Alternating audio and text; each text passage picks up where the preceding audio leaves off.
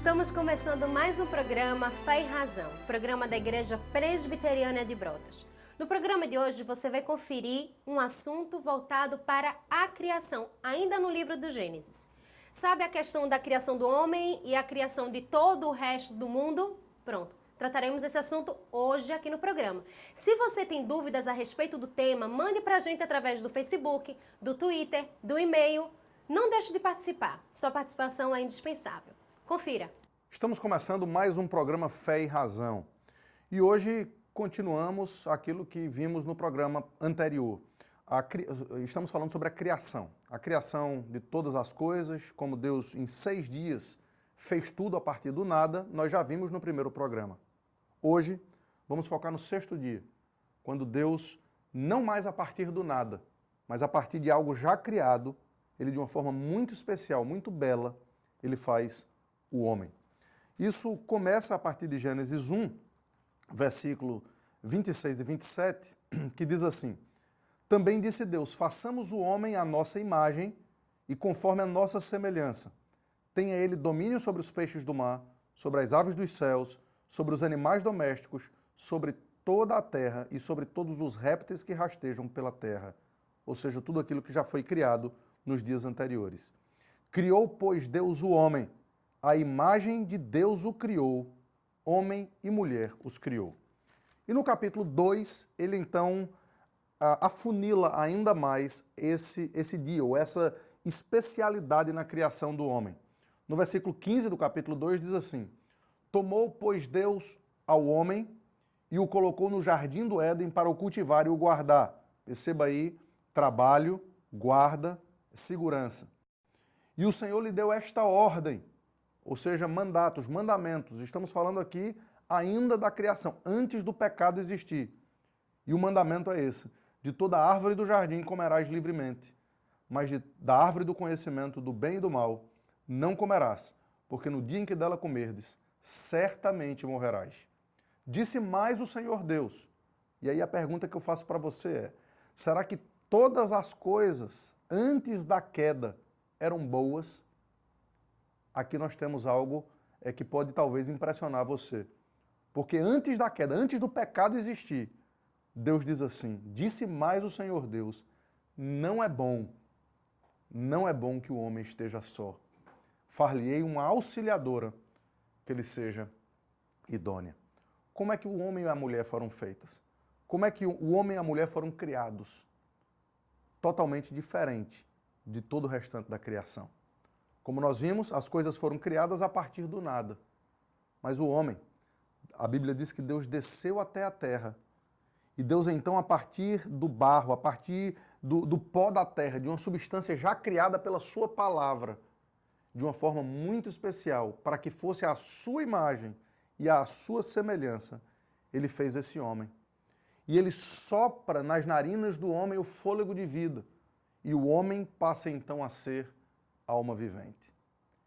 A este homem, Deus então dá muita responsabilidade. Uma responsabilidade de cultivar, de guardar, de produzir cultura. Por isso temos alguns mandatos ou mandamentos anteriores ao próprio pecado. Pelo menos 3. O mandato que nós conhecemos como cultural. O homem precisa trabalhar, precisa desenvolver. Deus colocou o homem no jardim. Ele não tinha uma casa para morar. Ele não tinha um local onde ele podia fazer as suas refeições. Tudo isso precisava ser criado. Tudo que, para a complexidade da vida, precisava ser feito e gerido por esse próprio homem. A este homem também foi dado um mandato social. Depois que ele criou a mulher, o relacionamento foi criado. E a partir daí, todos os relacionamentos interpessoais, todos os relacionamentos de família, de amizade, foram criados por Deus a partir desse mandato social. E também teve o mandamento espiritual.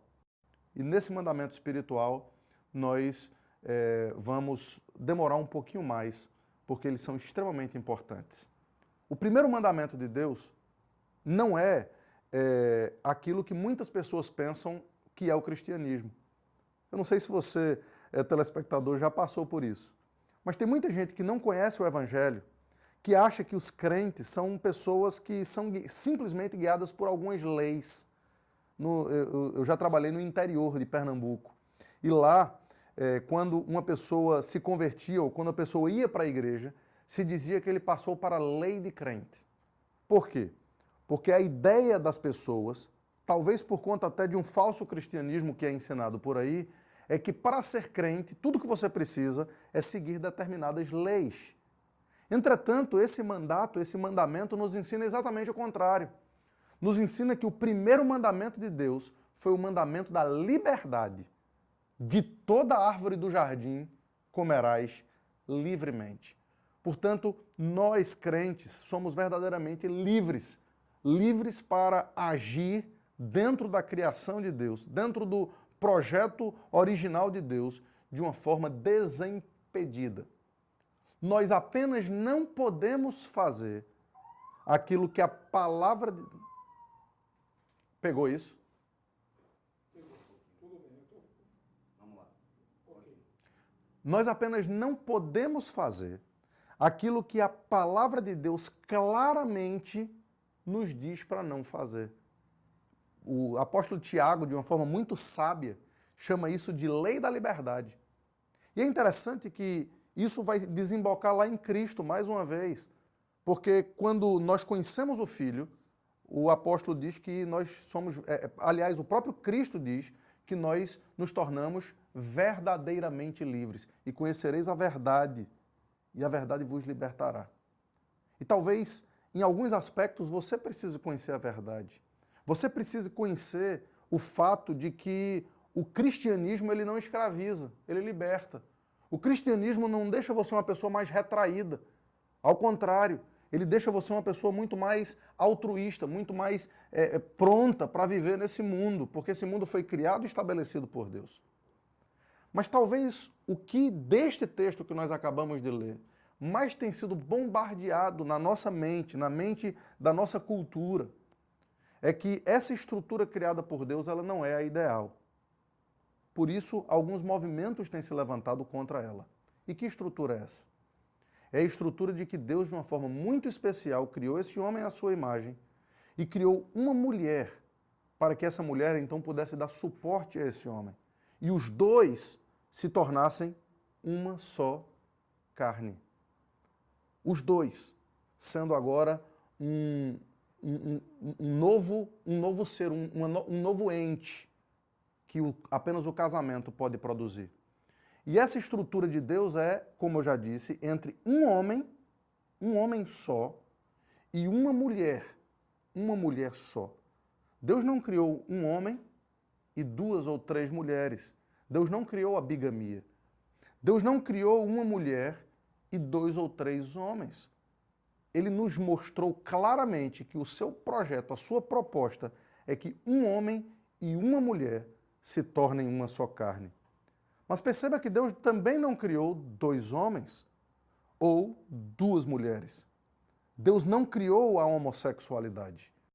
Ao contrário, ao longo da Escritura, nós percebemos que todas as perversões, todos os desvios de relacionamento entre um homem e uma mulher somente, são tidos por Deus como pecado. Agora perceba que isso traz para nós, especificamente homens, um peso muito grande para as nossas costas.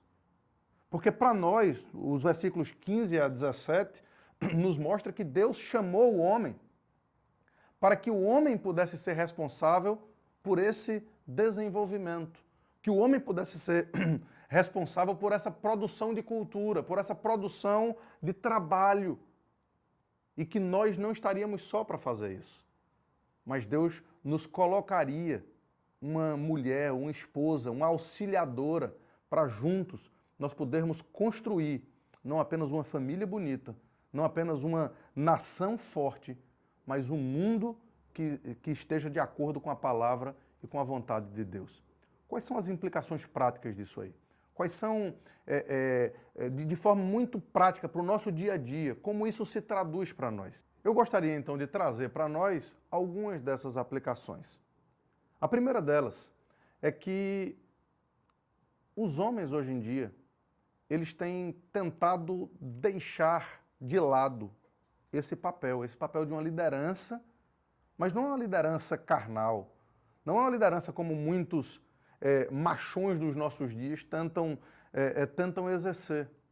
A nossa liderança precisa ser uma liderança como Cristo.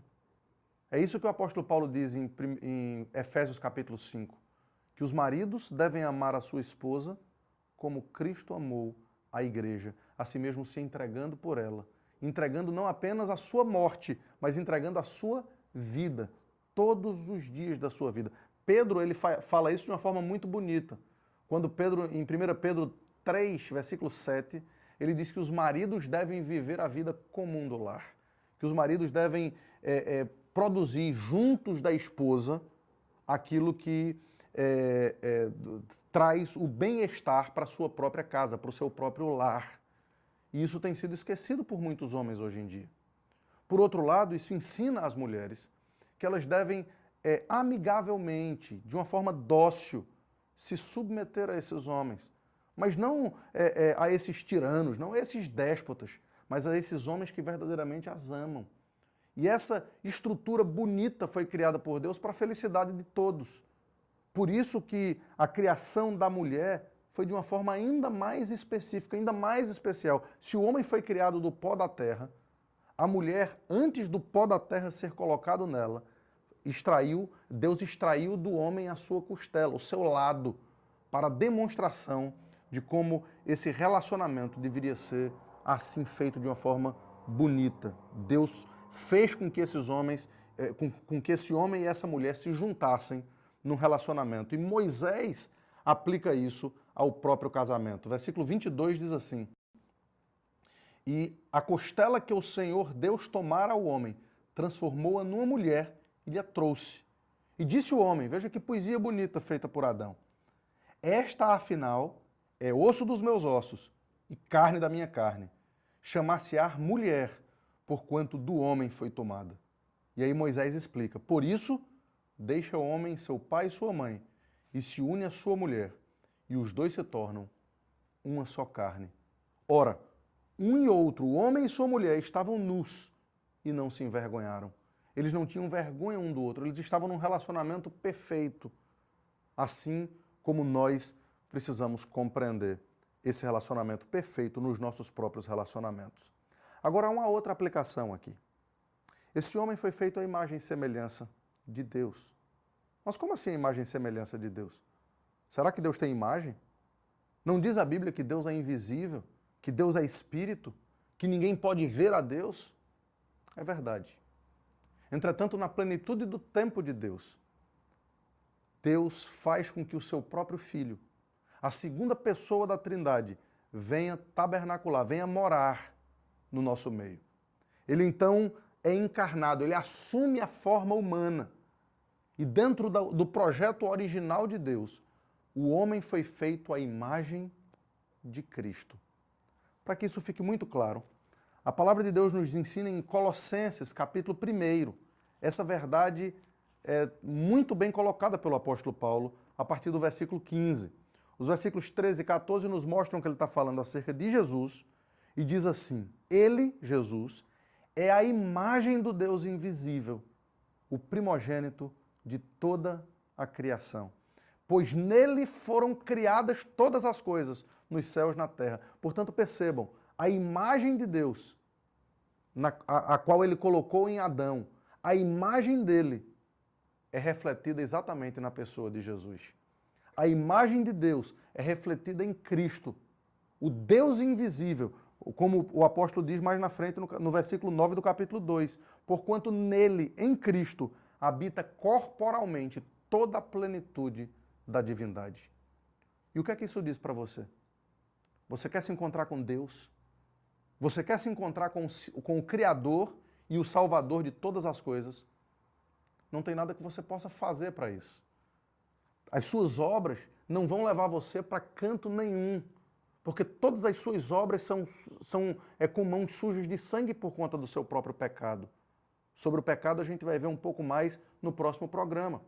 Entretanto, nós temos diante de nós o único caminho dado por Deus. Ele, Cristo, é a imagem do Deus invisível. Se você quer ver a Deus, você precisa vê-lo através de Jesus Cristo. É o próprio Cristo que diz: eu sou o caminho, a verdade e a vida. Ninguém vem ao Pai senão por mim. Portanto, se você quiser conhecer a Deus, não são as suas boas obras que vão levar você até Deus. Não é o fato de você obedecer algumas leis que vai lhe levar até a Deus. Porque toda a sua obediência, ela tem um limite. Todas as suas obras, elas não são completas. Você nunca vai ser completamente bom. Entretanto, se você conhecer a Cristo, Ele pagou o preço por você. Se você conhecer a Jesus, Ele é o único caminho pelo qual você pode se chegar até a pessoa bendita do Pai. Ele é o nosso único mediador. O único mediador entre Deus e os homens é Cristo Jesus, homem. Ele foi criado, Adão foi criado à imagem de Cristo, para que eu e vocês, como filhos de Adão, pudéssemos refletir a Cristo para podermos chegar até Deus. A Ele toda a honra, toda a glória e todo o louvor.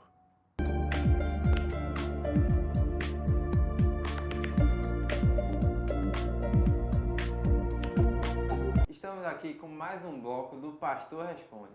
Nós queremos que você, telespectador, envie suas perguntas tanto pelo Facebook ou pelo Twitter, nas redes sociais, e vamos aqui, diretamente com o nosso pastor, fazer essas perguntas e aí vamos tirando as dúvidas, certo?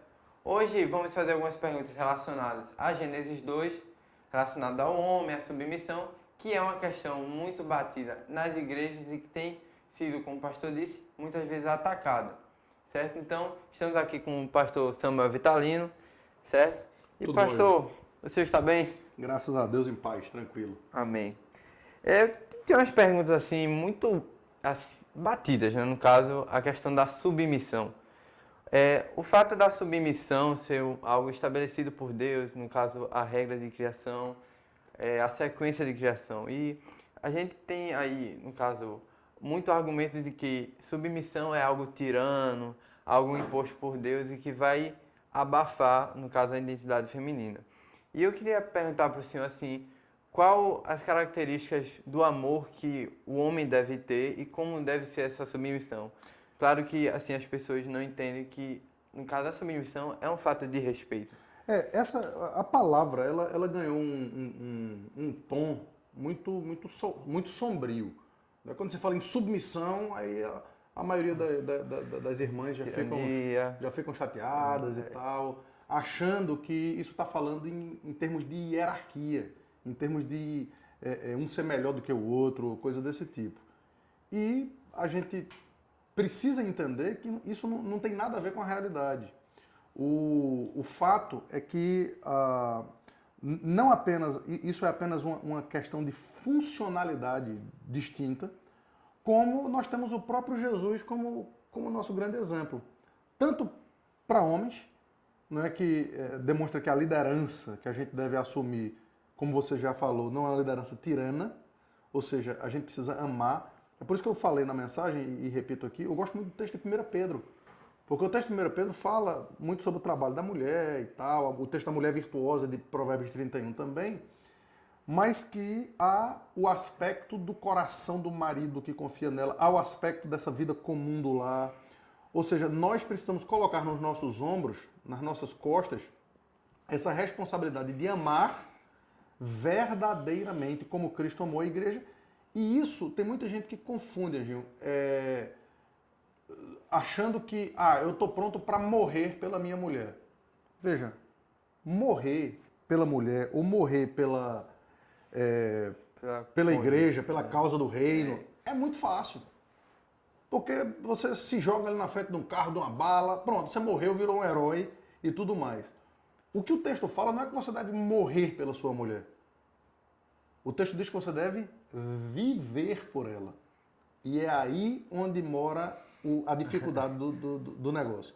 Amar como Cristo amou não é simplesmente indo para a cruz, mas é vivendo em obediência a Deus todo o tempo da sua vida.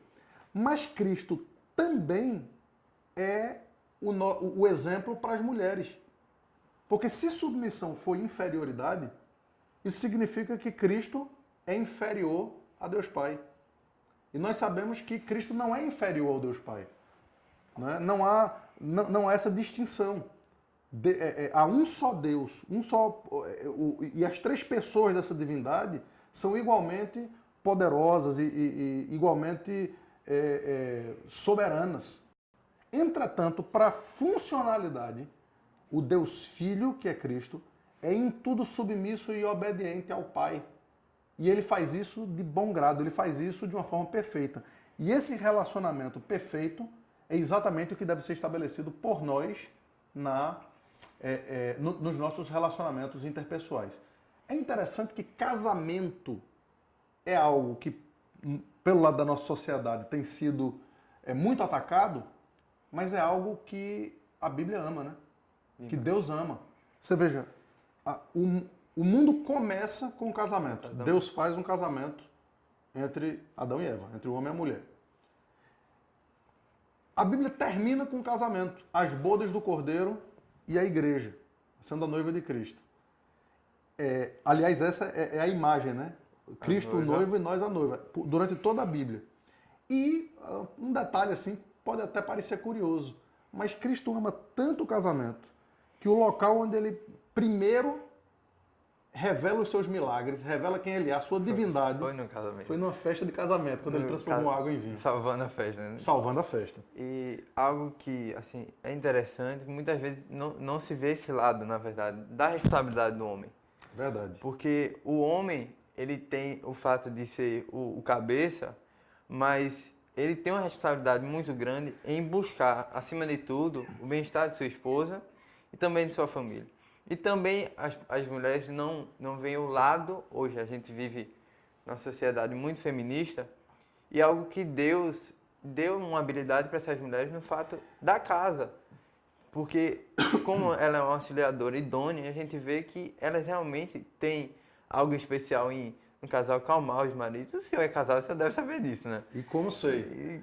E como elas têm esse psicológico. E como Patrícia é um exemplo, né, na minha vida de como esse relacionamento pode ser bonito e de uma forma muito bem direcionada quando é para a glória de Deus. Mas deixa eu te falar isso. O que é interessante é que essa proposta, esse projeto de Deus, é um projeto que visa a nossa felicidade, visa a nossa alegria. O pecado, ele denegria um pouco isso. Aliás, um pouco não, denegriu totalmente isso.